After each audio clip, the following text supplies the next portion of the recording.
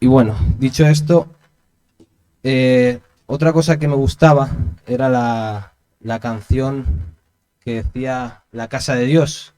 Y es el concepto que quiero tocar hoy.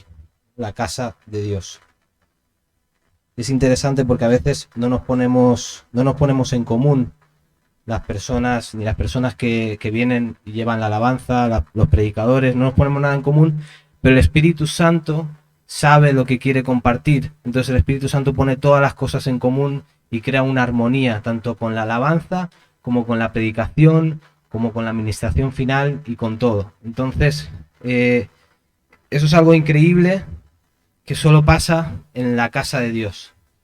Entonces, por eso os damos la bienvenida y espero que podamos estar atentos a lo que Dios quiere hablar hoy a la iglesia de CC Xàtiva. Quiero empezar haciendo una pequeña introducción.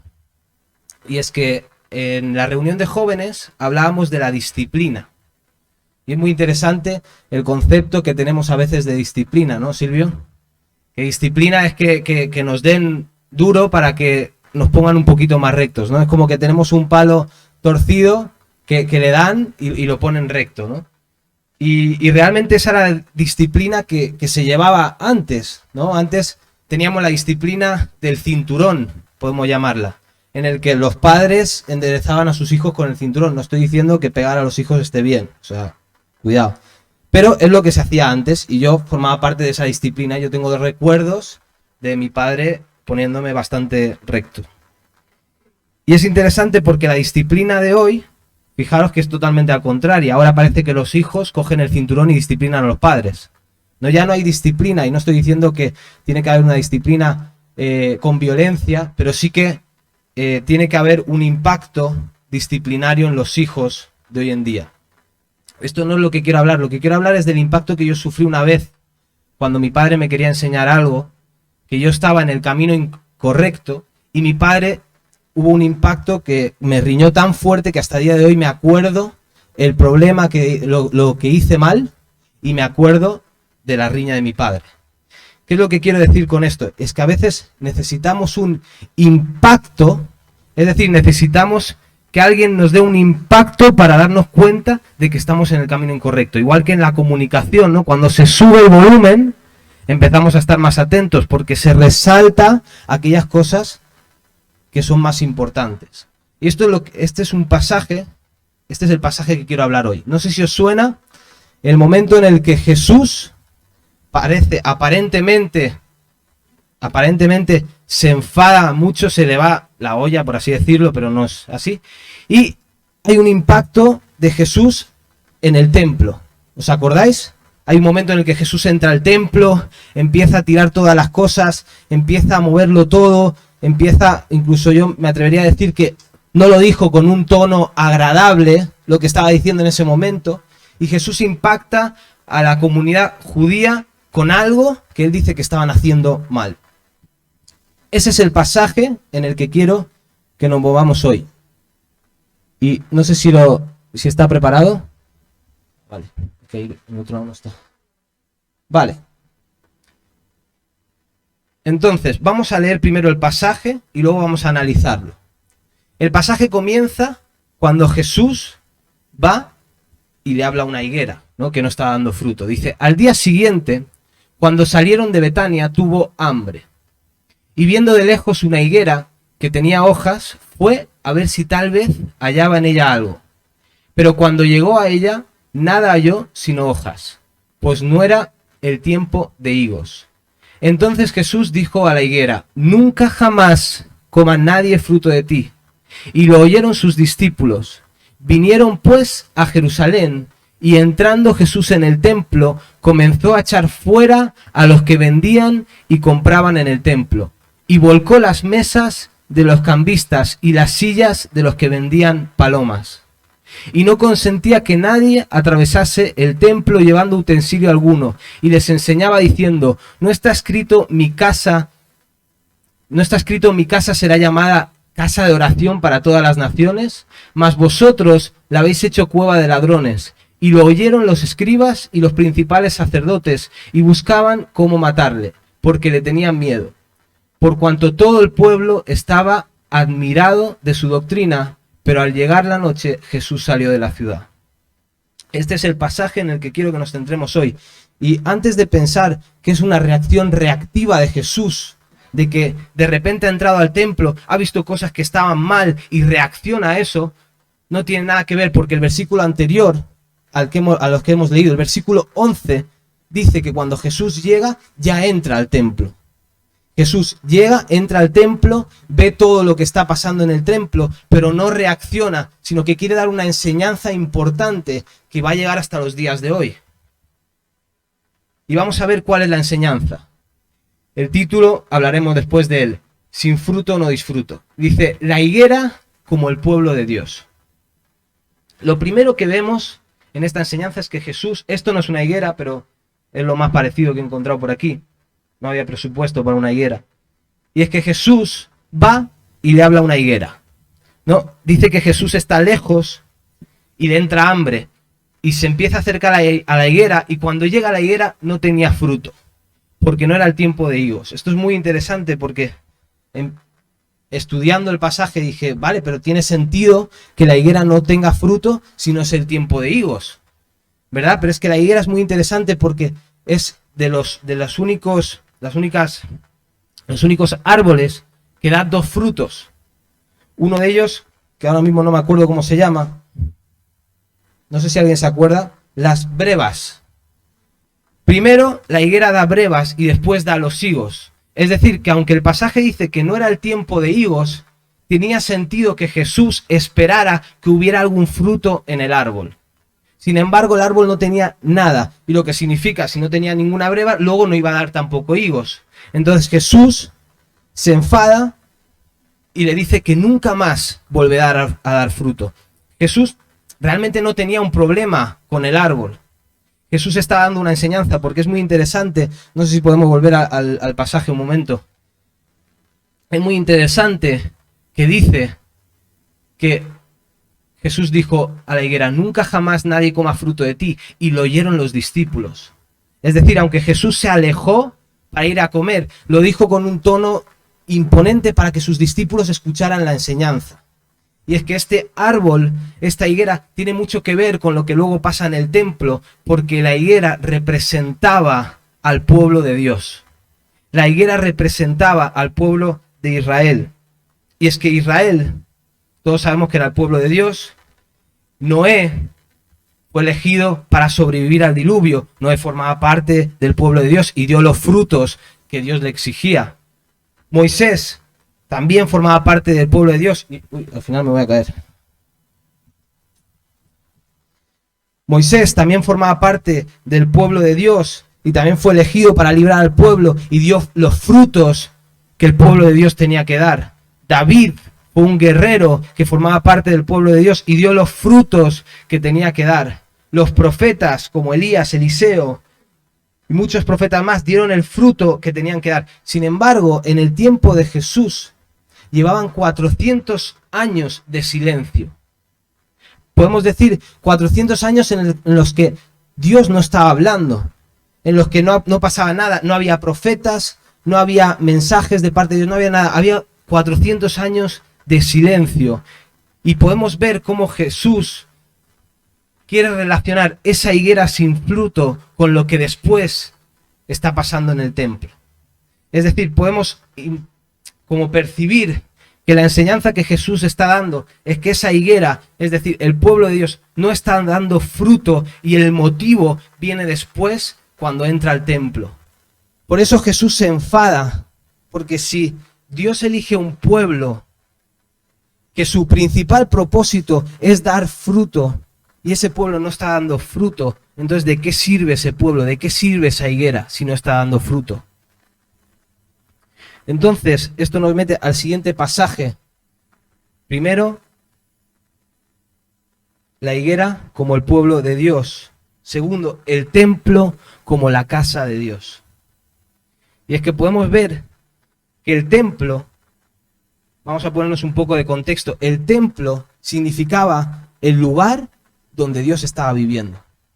Es decir, desde que el templo se construye Cuando a David cuando David le dice a Dios, quiero construir el templo, dice, quiero construir una casa para ti. Es decir, el templo no era nada más y nada menos que la casa de Dios. Era el lugar donde se llevaban los sacrificios, era el lugar donde se sacrificaba por adoración a Dios, se sacrificaba por perdón a Dios. Una vez al año el sumo sacerdote entraba por expiación del pueblo. Entonces el templo simbolizaba donde Dios estaba viviendo, simbolizaba la casa de Dios. Y esto es muy interesante porque, por ejemplo, con el profeta Ageo, que el pueblo de Dios se pone a construir casas y se hace casas artesonadas, dice el pasaje. Es muy interesante porque Ageo les dice, os estáis preocupando por vuestras casas, ¿y qué pasa con la casa de Dios? Es decir, no se estaban preocupando por la casa de Dios, por lo tanto no tenían una relación con Dios. Y esto es exactamente lo que les está pasando al pueblo de Dios una vez más. Y es que podemos ver que Jesús vivió tiempos de religiosidad, donde los fariseos y saduceos y otros religiosos cumplían con algunos ritos, pero sus corazones estaban podridos. Y por eso Jesús se enfada de esta manera. Entonces vamos ahora a la parte donde Jesús entra al templo.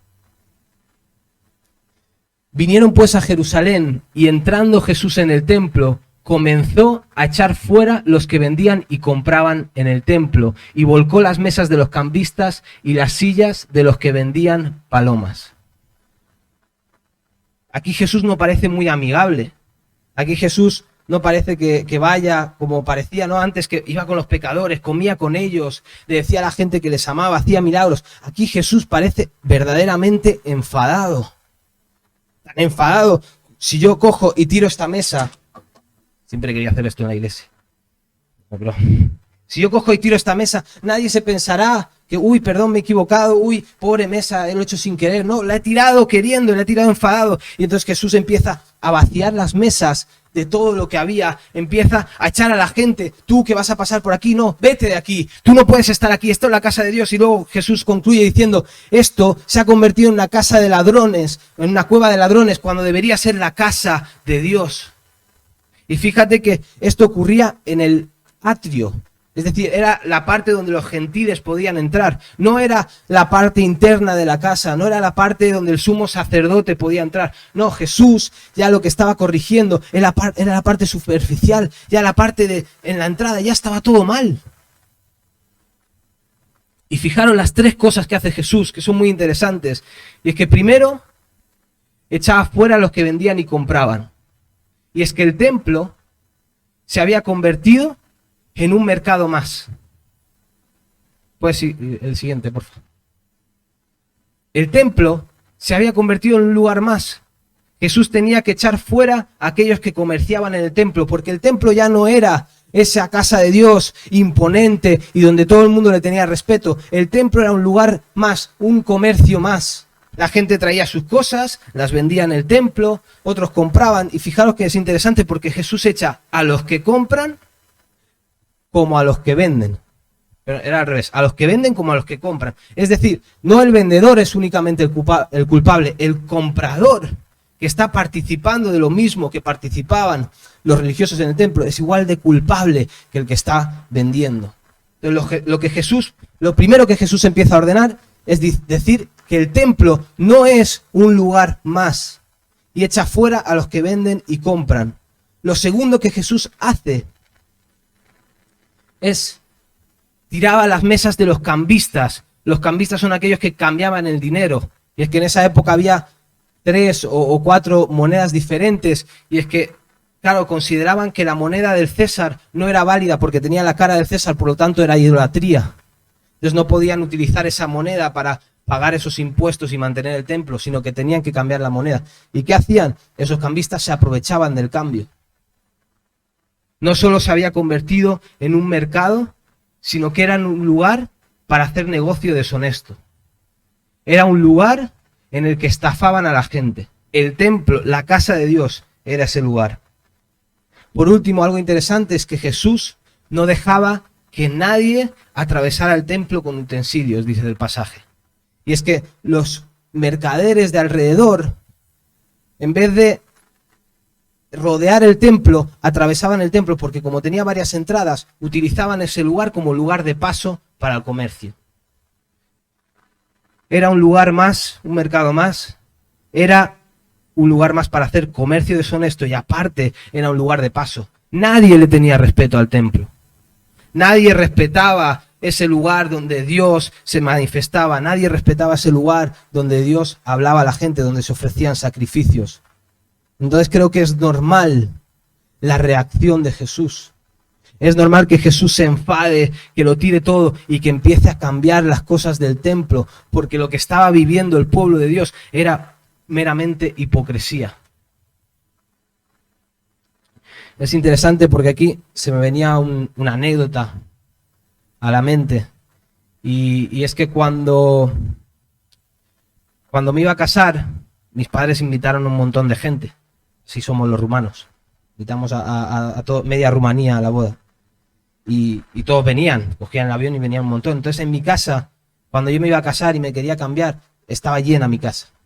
Yo quería ponerme el traje y vestirme, 5 minutos antes de la boda, por supuesto, como buen marido. Y buscaba y me iba a un baño y había 3 personas. Me iba al salón, había 20. Me iba al otro baño, 2 personas más. Y digo, es que no puedo entrar en ningún sitio. Digo, mi casa está llena de gente, no puedo estar en mi casa.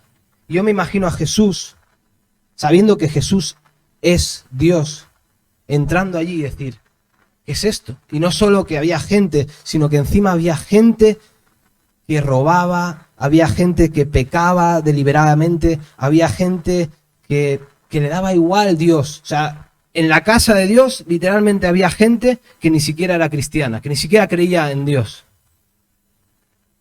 Ahora podemos entender mejor el enfado de Jesús, el impacto. ¿Por qué quería Jesús impactar con estas cosas? ¿Por qué quería Jesús tirar la mesa?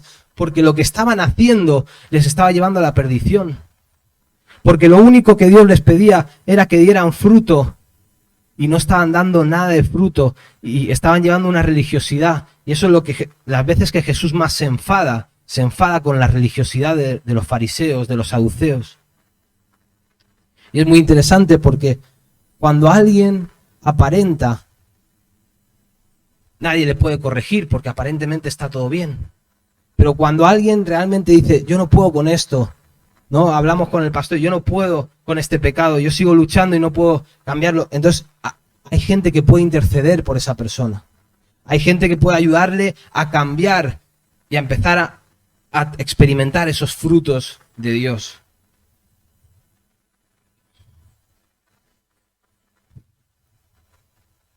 Esto es muy fuerte para la época de Jesús, pero no es una enseñanza que se tiene que quedar solo en la época de Jesús. Si leemos la Biblia y decimos, muy bien, Jesús vació el templo, qué divertido, qué impactante, qué duro debió ser eso. Lo que pasa es que Jesús quiere hablarnos a nosotros hoy.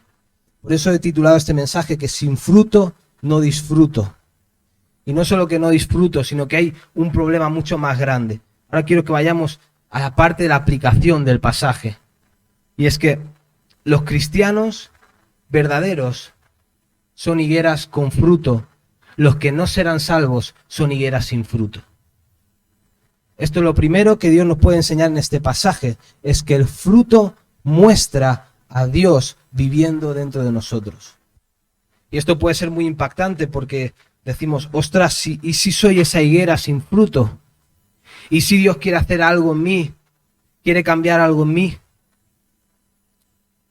Para eso es esta predicación.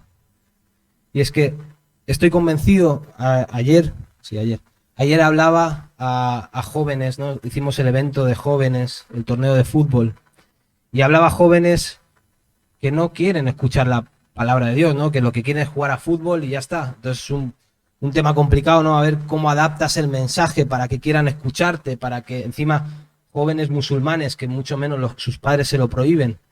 Pero aquí me siento más cómodo porque entiendo que todos venimos a escuchar la palabra de Dios.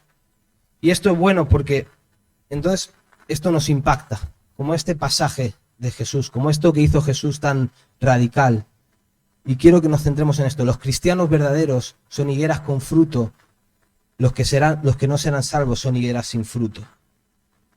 porque creo que todos queremos ser higueras con fruto, todos queremos que venga el día del juicio de Dios y ser unas higueras con fruto. Y ahora, eso lo dice Mateo 16, dice, por sus frutos los conoceréis. Y ahora vamos a ver qué son los frutos.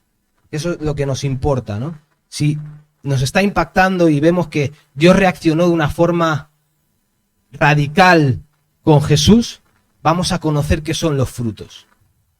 Y es que primero, Gálatas 5, este versículo no está, Gálatas 5, 22, 23 dice, mas el fruto del Espíritu es amor, gozo, paz, paciencia, benignidad, bondad, fe, mansedumbre, templanza.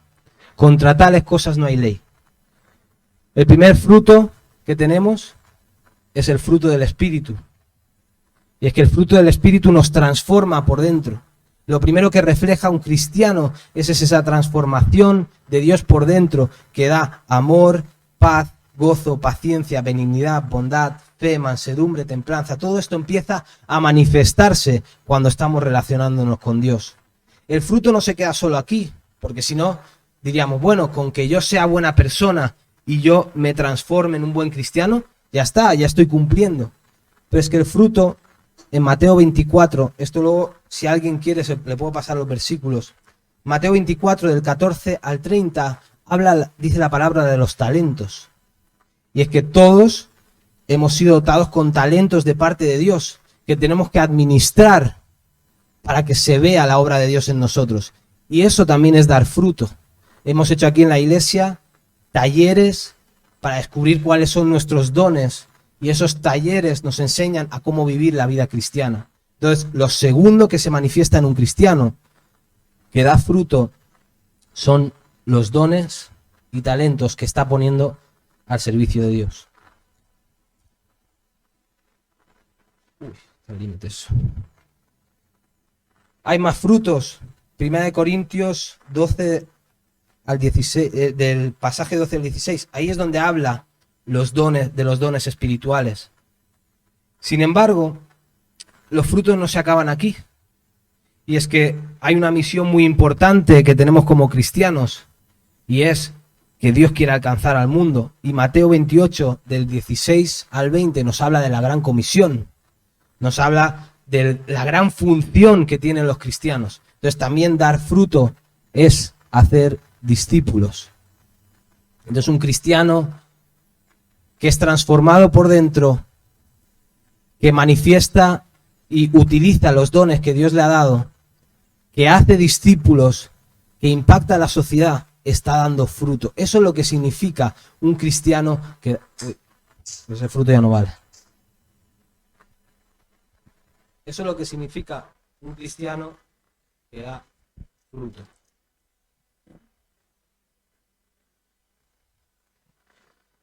Vale, ahora vamos a la parte importante. Yo no quiero ser como los judíos en los tiempos de Jesús. Yo no quiero ser un cristiano simplemente que venga a la iglesia por venir a la iglesia. Yo no quiero ser un cristiano que se conforme con, ya está, yo cumplo con dos o tres cosas y ya me considero cristiano. Yo quiero ser el tipo de cristiano que da fruto y que el día en el que Jesús vuelva me encuentre con el fruto. Porque muchas veces hablamos del amor de Dios y el amor de Jesús, y es que Jesús rebosaba de amor. Sin embargo, nos olvidamos de que la vuelta de Jesús será en un caballo, será en destrucción de sus enemigos. Y qué menos que yo no quiero estar entre sus enemigos, porque será bastante impactante para el mundo. Entonces, vamos a través de esa enseñanza del templo. ¿Cómo puedo producir fruto? ¿Cómo producir fruto? Y es que el templo, antes, como hemos dicho, era el templo como tal, físico, ¿no? Era el templo donde Dios se manifestaba. Pero ahora, en los tiempos de hoy, el templo es diferente. Y es que tenemos un pasaje, ¿no?, que nos dice que nosotros somos morada del Espíritu Santo. Es decir, nosotros somos el templo. Y esta es la primera parte del templo, es que nosotros somos el templo de Dios. Tú, yo, somos morada del Espíritu Santo. Entonces, si somos morada del Espíritu Santo y aplicamos los principios que nos enseña este pasaje, tenemos que entender que mi relación con Dios no es algo más. Mi relación con Dios no es lo mismo que mi relación con el carnicero. Mi relación con Dios tiene que ser una prioridad en mi vida. Tengo que priorizar hablar con Dios, preguntarle a Dios qué es lo que quiere de su templo. A veces se hace la pregunta de si los tatuajes son pecado o no. No lo sé. ¿Le has preguntado al dueño del templo? ¿Le has preguntado a Dios si con los propósitos que tiene para ti, si con la misión que tiene para ti, es compatible para hacerte tatuajes? Eso es muy importante porque a veces decimos, bueno, yo hago lo que me da la gana. Sí, pero es que el dueño del templo es Dios mismo. Otro principio más que podemos aplicar es que en el templo de Dios, en nosotros, no puede haber negocios deshonestos. Es decir, si queremos dar fruto en el templo de Dios, no puede haber pecado. El segundo principio que debemos aplicar en nuestra vida es apartarnos del pecado, huir del pecado. No tenemos que intentar ser unos valientes que están ahí jugando con el pecado, no, huye del pecado, porque si tú quieres dar fruto y entiendes que el templo, que el Espíritu Santo vive dentro de ti, cuando empiezas una relación con Dios, tienes que huir del pecado. Y el tercer principio en este aspecto es que tu relación con Dios no puede ser un lugar de paso. Es decir, al igual que esos mercaderes cruzaban por el templo como querían, no podemos habilitar y deshabilitar nuestra relación con Dios cuando queremos. Si somos cristianos, si llevo al Espíritu Santo dentro, se tiene que ver cuando voy al supermercado, se tiene que ver cuando voy a trabajar, cuando voy al instituto, cuando voy a todas partes. No puedo desprenderme de Dios que está viviendo dentro de mí. Ahora vamos un paso más. Y es que el templo también es el lugar físico donde nos reunimos. Este lugar es parte del templo de Dios. Y este lugar tiene muchas cosas. Una de las cosas que tiene este lugar son los ministerios. Cuando estoy sirviendo en el sonido o en multimedia o en cualquier otro ministerio, no puedo hacerlo como cualquier otra cosa. Porque es un ministerio en el que le estoy sirviendo a Dios, en el que estoy sirviendo para que Dios se manifieste. Todos y cada uno de los ministerios de este lugar son para que Dios se manifieste. El que limpia es para que Dios se manifieste. El que predica es para que Dios se manifieste. El que organiza las actividades es para que Dios se manifieste. Y es que esto no es una falla en la que nos reunimos y todo sale bien. Si en el torneo de fútbol de ayer nadie entendió el Evangelio, si en el torneo de fútbol de ayer nadie tomó una decisión en su corazón, entonces algo estamos haciendo mal. Porque no se trata de un club, se trata de un lugar en el que Dios se manifiesta. Y esto lo tenemos que tener presente. No es un lugar más. Es un lugar en el que debemos respetar los horarios. Porque si pensamos que Dios va a venir a este lugar, vamos a poner un ejemplo. Si pensáramos que que el presidente fuera a ir a un lugar y quisiéramos ir a verle, llegaríamos a la hora a ese lugar. Escuchaba a Dante Gebel, que antes de su predicación una vez decía, si no te va a llamar, si no eres parte del Pentágono, si no te va a llamar el presidente, si no estás de guardia como médico, puedes silenciar tu teléfono móvil. Y es que cuando priorizamos las cosas de Dios, entonces Dios se empieza a mover de una forma diferente. Cuando realmente entendemos que nosotros somos el templo de Dios y que este lugar donde nos reunimos merece el respeto de ser el templo de Dios, las cosas, el Espíritu Santo se empieza a mover de una forma diferente. Y por último, la comunidad de fe. Y es que las relaciones entre nosotros no son como cualquier otra relaciones. Las relaciones entre nosotros son relaciones en las que tiene que verse a Dios obrando. Por eso no puede ser que en la iglesia se compartan y se hable mal de otra gente. Por eso no puede ser que en la iglesia se hable mal del pastor o del que ha venido a predicar. No puede ser porque las relaciones nuestras muestran a Dios obrando en cada momento. Y es que si no estamos alcanzando a Xàtiva, quizás es porque las relaciones entre nosotros no son relaciones que inspiran el amor de Dios. Y esto es muy importante porque no es una comunidad cualquiera. No es para aprovecharnos de los hermanos, no venimos aquí para hacer negocios. A veces se predica, sí, porque si vienes a la iglesia, Dios te va a dar dinero, Dios te va a dar más, y eso es mentira. Si vienes a la iglesia, lo más seguro, y si te comprometes con Dios, lo más seguro es que seas perseguido. Eso es más posible que te empiece a ir súper bien la vida. Sin embargo, estás consiguiendo frutos eternos y cuando vuelva el Rey, cuando vuelva el Señor de todos los señores, tú vas a tener unos frutos para darle y el Señor, como dice en el pasaje, va a venir con hambre, entonces tendremos esos frutos para darle a nuestro Dios.